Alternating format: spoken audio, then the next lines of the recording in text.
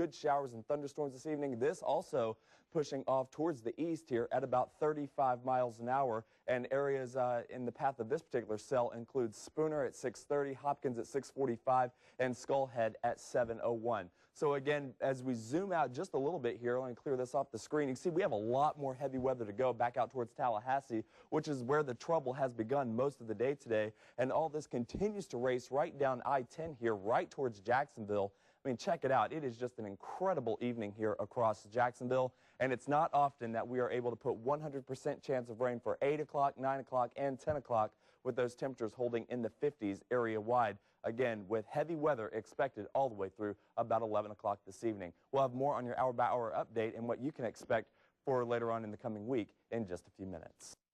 And we're continuing to watch the radar this evening. Heavy rainfall in your forecast through the evening hours. We'll have that important hour-by-hour forecast coming up in just a few minutes. Big thunderstorms here out toward the west of Tallahassee, picking up over 1,000 lightning strikes. And this is the area we're going to watch for development later on this afternoon as all this continues generally to head on out towards the east, right into our neighborhood here. You can see these are the showers we were tracking just a few minutes ago. But again, a lot more on the way for later on this afternoon, something we're going to continue to keep a watch out for you later on today. Again, a Weather Authority alert day starting at 3 o'clock. We'll have hourly cut-ins at the top of every hour, again, starting at 3 o'clock. 1 to 3 inches of rain likely for this afternoon. Severe weather not out of the question. Storm Prediction Center may end up issuing a severe thunderstorm watch out to our west, not including our current counties, but something we'll continue to watch for you as well throughout the afternoon. Marble-sized hail also a possibility, and tornadoes, there is always a chance of tornadoes, but the chance looks to be a low chance for this afternoon, which is certainly good news. I mean, look at the lightning strikes here. We're up to 3,700, and we have sustained at 3,700 or greater for most of the afternoon here. You can see very heavy weather currently sitting right over downtown Jacksonville. This is going to include the zoo. Check out the red here, stretching from north of 295 and east of 95 all the way through the downtown area. It is pouring here at the TV station. Of course, you don't need me to tell you that, because it's pouring at your house too, all the way down towards Ortega and NAS Jax. You see a pretty good concentration of lightning right there. Cooler north of the warm front, south of the warm front, in the 80s down towards Orlando, 73 in Gainesville. It's that warm front that has caused the severe weather to break out across our region. And once that warm front moves through the area tonight, around midnight, things should settle down just a little bit. Winds all over the place, generally between 5 and 10 miles an hour. Here's your hour-by-hour forecast heading into 10 o'clock tonight. Notice we're still socked in with the rainfall here all the way through midnight, really. And then it begins to calm down just a little bit. But tomorrow morning at 7:30, the showers begin to erupt across the region once again. Another line of severe thunderstorms not out of the question heading into the noon hour before things finally begin to clear out heading into Sunday evening. And wouldn't you know, right in time for the work week, Monday should be beautiful. And good morning. We are live here in Biloxi, Mississippi, where local residents are preparing for the arrival of Isaac. We'll tell you how local business owners are getting ready for the storm coming up in just a few minutes.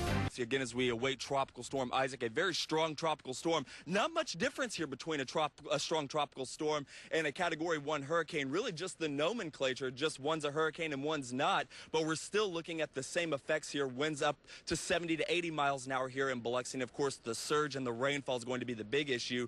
We're looking again for a storm surge of up to 12 feet. That's a pretty significant surge for just a strong tropical storm. And, of course, the other big story will be the rainfall, upwards of 15 inches of rain, which could cause flooding issues over the course of the next couple of days. That's the very latest here in Biloxi, Mississippi. Blake Matthews, Channel 4, the local station.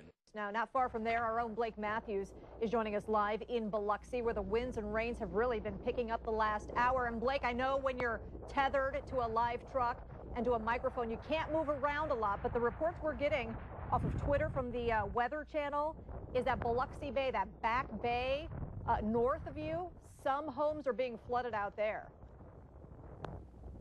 Yeah, it's hard to hear you, Stacy. I think you said something about flooded homes on the back bay. Not surprising. We've had quite a bit of rainfall as of late. Several inches have already come down. We've also noticed that the surf is beginning to come up as well. We have had surge issues in this area, especially back towards Waveland, as you had said.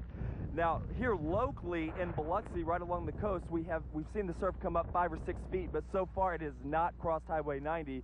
Something we continue to watch to see if it's going to do that. Well, a really funny thing here, we were looking out over the Gulf of Mexico, and I asked our photographer Joe, I said, what is that? I said, is that fish jumping out of the water? And it was actually birds that were trying to get airborne here that were actually looked like they were flying backwards. So we are having winds easily topping at least 60 miles an hour here now before we went on the air. I mean, we have trees down Highway 90 here. We have power outages.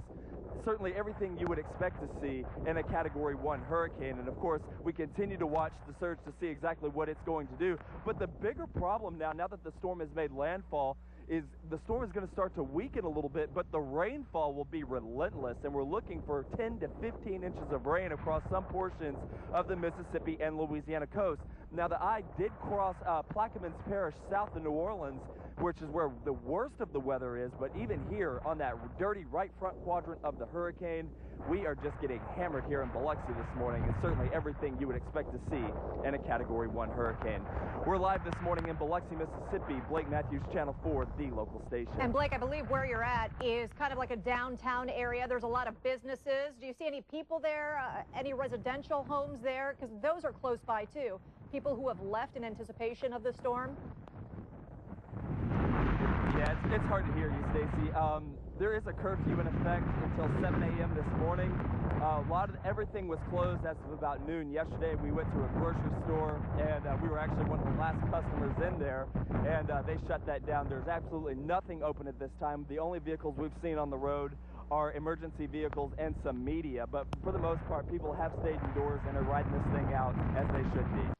That's where we find Channel 4's Blake Matthews this morning. Blake, we saw a picture of the Hard Rock Hotel. You're by there right now. And 7 years ago, a few days before they were set to open, Katrina blew through. They got a lot of damage from that. What's it like from Isaac?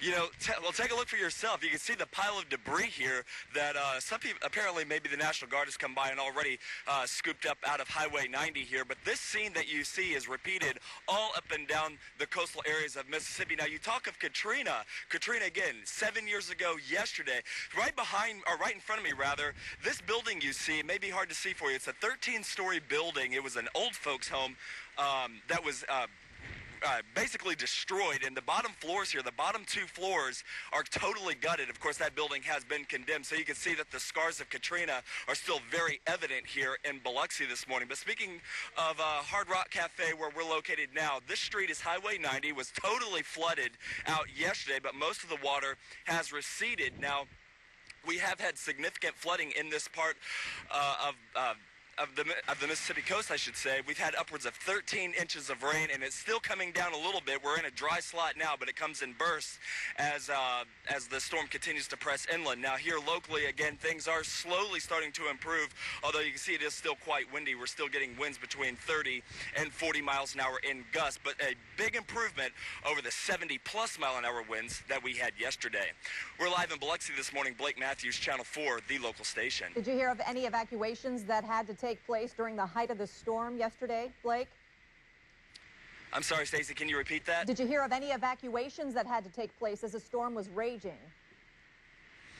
Okay, all I heard was something about evacuations. There were voluntary evacuations for Harrison County, where we're located, mandatory evacuations for Hancock County out towards past Christiane over towards Louisiana. But all in all, voluntary evacuations here, and I would imagine they're going to start letting those people back in coming up either later on this afternoon or tomorrow. We are under a curfew this morning until 7 a.m., and we'll have another update coming up a little later on. Yeah, that's just what they did after Katrina. All right, Blake Matthews, thanks so much.